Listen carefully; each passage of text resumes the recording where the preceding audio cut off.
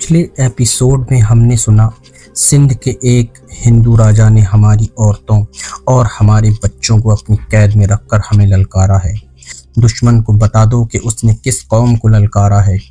बहुत देर तक लब्बैक या हिजाज लब्बैक के नारे गूंजते और गरजते रहे। अब आगे एपिसोड नंबर 16। हिजाज का कासिद जब मोहम्मद बिन कासिम के पास शिराज पहुंचा तो मोहम्मद बिन कासिम ने बड़ी तेजी से पैगाम कासिद के हाथ से लिया और पढ़ा। उसके चेहरे के तासुरात में नुमायां तब्दीली आई।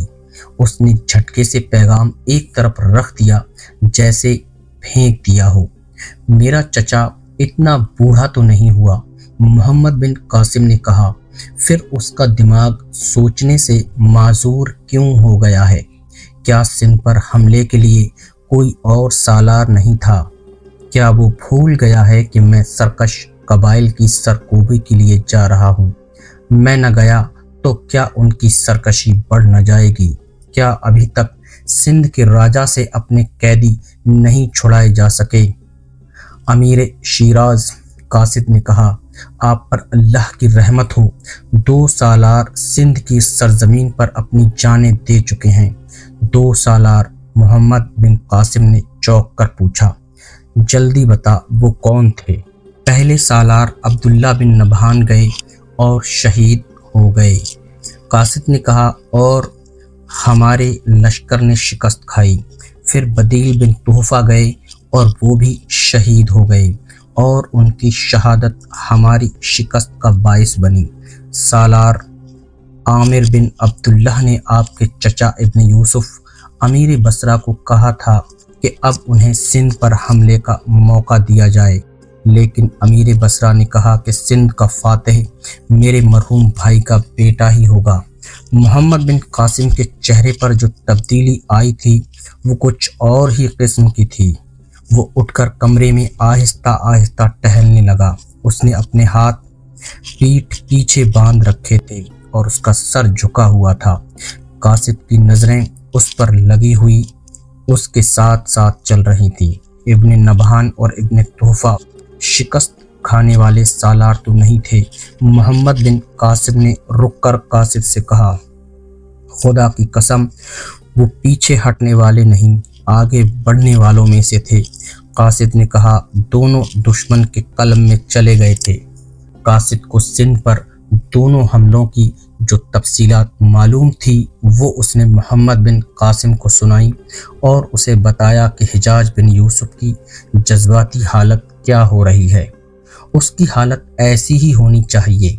मोहम्मद बिन कासिम ने कासिद से कहा, हम पर सोना और खाना हराम हो जाना चाहिए, हम पर अपनी बीवियां हराम हो जानी चाहिए।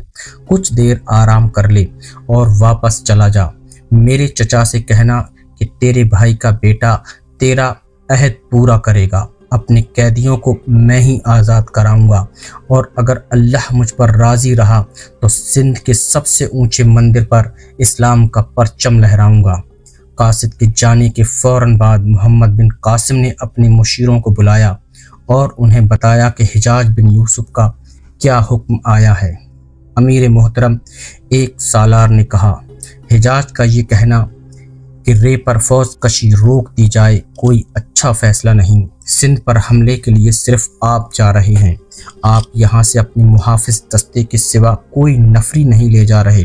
अगर आप इजाज़त दें तो आपकी गैर हाजिरी में हम रे की मुहिम जारी रखें। अगर हमने ये मुहिम रोक दी तो कबाइल की सरकशी बगावत बन जाएगी। दूसरे सालार ने कहा, आपके जाने के बाद हम हाथ पर हाथ धरे बैठे तो नहीं रह सकते। मैं आपको इजाज़त देता हूँ। मोहम्मद बिन कासिम ने कहा, लेकिन ये सोच लेना कि हिजाज सिंध में 2 दफ़ा शिकस्त के बाद तीसरी शिकस्त का नाम भी सुनना गवारा नहीं करेगा और वो बख्शेगा भी नहीं। आप सब उसे जानते हैं और मैं जानता हूँ कि उस वक्त उसकी जज्बाती हालत क्या हो रही होगी। उसके बावजूद हम बागियों के खिलाफ इस जंगी कार्रवाई को मुलतवी नहीं करेंगे। ایک سالار نے کہا، حجاز کے اوپر اللہ بھی ہے۔ دوسرے سالار نے کہا، ہمیں حجاز کی نہیں، اللہ تعالیٰ کی خوشنودی چاہیے۔ محمد بن قاسم کی اپنی جذباتی کیفیت کچھ ایسی ہو گئی تھی جیسے وہ ان دونوں سالاروں کی باتیں دھیان سے سن ہی نہ رہا ہو۔ اس نے مکران اور سندھ کا نقشہ سامنے رکھ کر سالاروں کے ساتھ صلح مشورہ شروع کر دیا۔ حجاز بن یوسف کی جذباتی کیفیت کا اندازہ کوئی کم ہی کر سکتا تھا۔ اس پر تو دیوانگی کی کیفیت طاری تھی۔ وہ حجاز بن یوسف جو کسی کی غلط بات یا حرکت پر برہم ہوتا تو اس کی گردن اڑا دیتا تھا، اور کبھی تو یوں لگتا تھا جیسے اپنی ہی قوم کے آدمیوں کو قتل کرنا اس کا شغل ہو۔ تاریخوں سے یہی سامنے آتا ہے کہ حجاز ذرا سی بھی غلطی برداشت نہیں کرتا تھا اور انتہائی سخت سزا دیتا تھا۔ اس کی تلوار نے دشمن کا اتنا خون نہیں بہایا تھا جتنا اس نے اپنی قوم کا بہا دیا تھا۔ وہ حجاز کس طرح برداشت کر سکتا تھا کہ ایک ہندو راجا بے گناہ اور نہتے مسلمان بحری مسلمانوں کو لوٹ بھی لیں اور قید میں بھی ڈال دیں۔ اس صورتحال میں پتہ چلا کہ حجاز غلطی کرنے والوں کے لیے ہی ظالم نہیں تھا بلکہ دشمن کے لیے وہ آسمانی بجلی تھا۔ بصرہ کی راتیں بھی جیسے بیدار اور سرگرم رہنے لگی تھیں۔ حجاز بھاگ دوڑ کے ساتھ ساتھ جو احکام دیتا تھا ان کی فوری تعمیل چاہتا تھا۔ شامی دستوں میں سے اس نے پھر 6000 پیادہ اور سوار خود جا کر منتخب کیے اور انہیں بصرہ میں جمع کر لیا۔ یہ دستے دن رات تیغ زنی کی، گھڑ سواری اور تیر اندازی کی مشق کرتے تھے۔ سپاہی تھک کر چور ہو جاتے تھے، لیکن حجاز کا حکم تھا کہ تھکن سے کوئی گر پڑتا ہے تو اسے درے مار کر اٹھاؤ۔ اس ٹریننگ کی نگرانی وہ خود بھی کرتا تھا، اور جب دیکھتا تھا کہ سپاہیوں کے جسم ٹوٹ پھوٹ گئے ہیں تو انہیں اکٹھا کر کے کہتا تھا کہ اسلام اور عرب کی آبرو کے محافظ تم ہو، اور یہ سوچ لو کہ سندھ میں ایک ہندو راجا نے جن عورتوں اور بچوں کو قید میں ڈال رکھا ہے وہ تمہاری مائیں ہیں، تمہاری بہنیں ہیں، تمہاری بیٹیاں ہیں۔ اور آج میں تیسری بار کہہ رہا ہوں، ایک روز حجاز نے اپنے دستوں سے کہا کہ عرب کی ایک عورت نے جو اسلام کی بیٹی ہے مجھے پکارا ہے، اور میں نے اس کی پکار کا جواب دیا ہے۔ کیا میں اکیلا ان قیدیوں کو رہا کرا سکتا ہوں؟ کیا تمہاری غیرت گوارا کرے گی کہ میں تمہاری ماؤں بیٹیوں کو بھول جاؤں؟ نہیں، میں انہیں نہیں بھولوں گا، میں اکیلا جاؤں گا، ہم جائیں گے۔ دستوں کی صفوں میں ایک دھماکہ ہوا، ہم جائیں گے، یہ ایک گرج تھی۔ حجاز ان دستوں کو ایسے ہی جذباتی اور پرجوش طریقے سے خطاب کرتا تھا، اس کا اثر ایسا ہوتا تھا کہ دن بھر کی جنگی مشقوں کے تھکے ہوئے سپاہیوں کے چہروں پر تازگی آ جاتی تھی۔ اس کے ساتھ ساتھ بصرہ کے گھڑ دوڑ کے میدان میں حجاز نے تیغ زنی اور کشتیوں وغیرہ کے مقابلوں کا اہتمام کر دیا تھا۔ یوں معلوم ہوتا تھا جیسے عراق اور شام کی ساری آبادی اور تمام گھوڑے اور اونٹ بصرہ میں آ گئے ہوں۔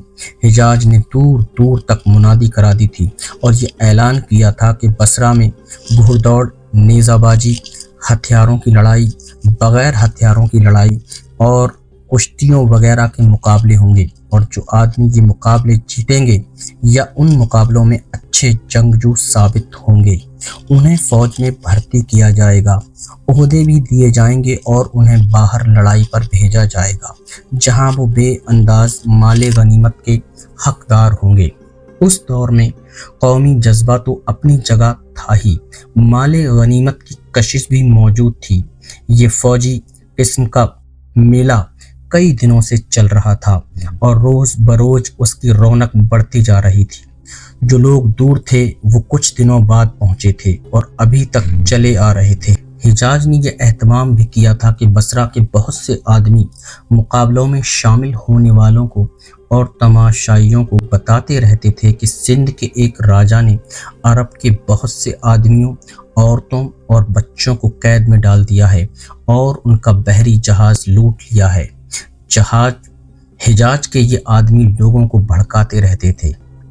اس طریقے سے لوگوں کے دلوں میں وہ جذبہ بیدار ہو گیا جو حجاز بیدار کرنا چاہتا تھا۔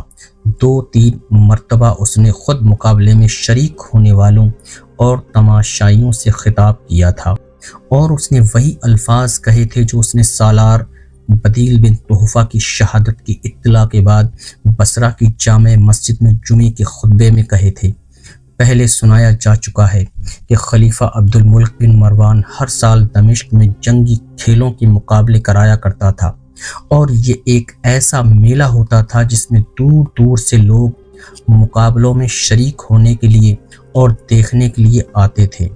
حجاج بصرے میں جب اسی قسم کے مقابلے کروا رہا تھا تو یہ وہی دن تھے جب دمشق میں خلیفہ نے مقابلے کروانے تھے۔ ہر سال انہی دنوں دور دراز کے علاقوں کے لوگ دمشق کو روانہ ہو جایا کرتے تھے اور دمشق کی چہل پہل میں اضافہ ہونے لگتا تھا، لیکن اب دمشق کے جو باشندے تھے وہ بھی وہاں سے غائب ہو گئے تھے۔ مقابلوں کا 5واں یا 6واں دن تھا۔ مقابلوں والے میدان کے ارد گرد تماشائیوں کا ایسا ہجوم تھا جیسے یہ انسانی سروں کا سمندر ہو۔ 4 گھڑ سوار ایک دوسرے کو گھوڑے سے گرانے کی کوشش کر رہے تھے۔ یہ بغیر ہتھیار کی لڑائی تھی جس میں اپنے حریف کو گھوڑے سے صرف گرانا ہی نہیں ہوتا تھا بلکہ اس کے گھوڑے کو اپنے قبضے میں بھی لیا جاتا تھا۔ اس مقابلے میں سوار جان کی بازی تک لگا دیا کرتے تھے۔ 4 سوار اس مقابلے میں الجھے ہوئے تھے۔ زمین سے اٹھتی ہوئی گرد آسمان کی طرف جا رہی تھی۔ تماشائیوں کا شور و گل زمین و آسمان کو ہلا رہا تھا۔ حجاج بن یوسف ان گھوڑوں کے ارد گرد اپنا گھوڑا دوڑا رہا تھا۔ مقابلے میں اس کی موجودگی کچھ اور ہی رنگ پیدا کر رہی تھی۔ مقابلے میں بے پناہ جوش و خروش پیدا ہو گیا تھا۔ حجاج لڑنے والوں کی حوصلہ افزائی بڑی بلند آواز میں کیا کرتا تھا۔ حجاج کے عقب سے ایک گھوڑا اس طرح آیا جیسے مقابلہ کرنے والے گھوڑوں کی اڑائی ہوئی گرد میں سے نکلا ہو۔ اس کے سوار نے گھوڑا حجاج کے گھوڑے کے پہلو میں کر لیا۔ حجاج مقابلے میں اس قدر محو تھا کہ اسے محسوس ہی نہ ہوا کہ اس کے پہلو کے ساتھ ایک اور گھوڑا لگا ہوا چلا آ رہا ہے۔ کیا بصرہ کا امیر مجھے گھوڑے سے گرائے گا؟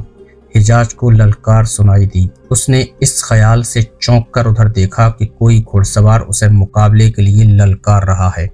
اس نے دیکھا کہ وہ خلیفہ ولید بن عبد الملک تھا۔ خلیفہ کو اپنے ساتھ دیکھ کر حجاج نہ حیران ہوا اور نہ اس نے پریشانی کا اظہار کیا، حالانکہ اسے معلوم تھا کہ خلیفہ دمشق سے آیا ہے۔ خلافت کا ہیڈ کوارٹر دمشق میں تھا۔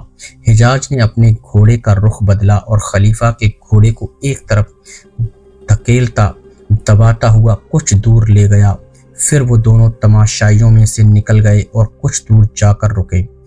معلوم ہوتا ہے ابن یوسف مجھے گھوڑے سے نہیں مسند خلافت سے گرانا چاہتا ہے۔ خلیفہ ولید بن عبد الملک نے کہا، تم نے مجھے اتنا بھی نہ بتایا کہ بصرہ میں تم یہ اہتمام کر رہے ہو۔ کیا تم نہیں جانتے تھے کہ انہی دنوں دمشق میں یہی مقابلے منعقد کیے جاتے ہیں؟ خلیفۃ المسلمین حجاج نے اپنی مخصوص رعبدار آواز میں کہا، آپ کے مقابلے ایک تفریح ہوتی ہے اور یہ مقابلے جو میں کروا رہا ہوں یہ ایک ضرورت ہے۔ میں سندھ پر حملے کے لیے ایک فوج تیار کر رہا ہوں اور مجھے یقین ہے کہ آپ کے مخبروں نے آپ کو ساری صورتحال سے آگاہ کر دیا ہے۔ نہ کرتے تو اس وقت آپ بصرہ میں نہ ہوتے، اور تم نے مجھے رسمی طور پر بھی اطلاع نہ دی کہ ہماری فوج دوسری بار سندھ سے پسپا ہو چکی ہے۔ خلیفہ ولید نے کہا، اور اب تم تیسرے حملے کی تیاری کر رہے ہو۔ کیا یہ شرمساری ہے جس نے تمہیں مجھ تک آنے سے روکے رکھا ہے؟ خلیفۃ المسلمین حجاج نے ہونٹوں پر طنزیہ مسکراہٹ لاتے ہوئے کہا، میں اگر شرمسار ہوں تو صرف اللہ کے سامنے۔ آپ اس دنیا میں اس وقت آئے تھے جب میں جوان ہو چکا تھا۔ جو میں جانتا ہوں وہ آپ نہیں جانتے، اور جو میں کر سکتا ہوں وہ آپ نہیں کر سکتے۔ آپ کی نظر خلافت کی مسند تک محدود ہے، میری نظر اسلام اور عرب کی آبرو کو دیکھ رہی ہے۔ میں جانتا ہوں کہ آپ کیا کہنا چاہتے ہیں۔ آپ یہ چاہتے ہیں کہ میں حملے سے پہلے آپ سے باقاعدہ اجازت لوں، اور میں یہ بھی جانتا ہوں کہ آپ اجازت نہیں دیں گے۔ میں نے آپ سے وعدہ کر رکھا ہے کہ سندھ کی لڑائی میں جو خرچ آئے گا میں اس سے دگنا بیت المال میں جمع کرواؤں گا، اور اب سندھ کی سرزمین آپ کی حضور پیش کروں گا۔ حجاج ابن عبد الملک حجاج نے اسے کچھ کہنے نہ دیا اور بولا، اگر میں نے اپنے قیدیوں کو رہا نہ کروایا تو کل ہمارا یہی دشمن یہاں آ کر ہماری بیٹیوں کو اٹھا کر لے جائے گا، اور اگر ہم نے یہ 2 شکستیں ہضم کر لیں تو پھر آپ خلافت کی مسند پر نہیں، دشمن کے قید خانے میں بیٹھے ہوئے ہوں گے۔ خلیفہ ولید بن عبد الملک نے جب حجاج بن یوسف کے تیور دیکھے اور اس کی باتیں سنی تو اس کی زبان بند ہو گئی۔ دراصل خلافت اسلامیہ اس دور میں داخل ہو چکی تھی جب قومی غیرت سمٹ سکڑ کر ایوان خلافت تک محدود ہو کر رہ گئی تھی۔ یہ ایک تاریخی حقیقت ہے کہ خلیفہ سندھ پر حملے کے حق میں نہیں تھا، وہ آرام اور اطمینان سے حکومت کرنا چاہتا تھا۔ یہ تفصیل سے بتایا جا چکا ہے کہ حجاج بن یوسف بڑا ہی سخت گیر آدمی تھا۔ اس کا نام سن کر اچھے جابر مسلمانوں پر لرزہ طاری ہو جاتا تھا، لیکن دشمن پر تو وہ عذاب الہی بن کر نازل ہوتا تھا۔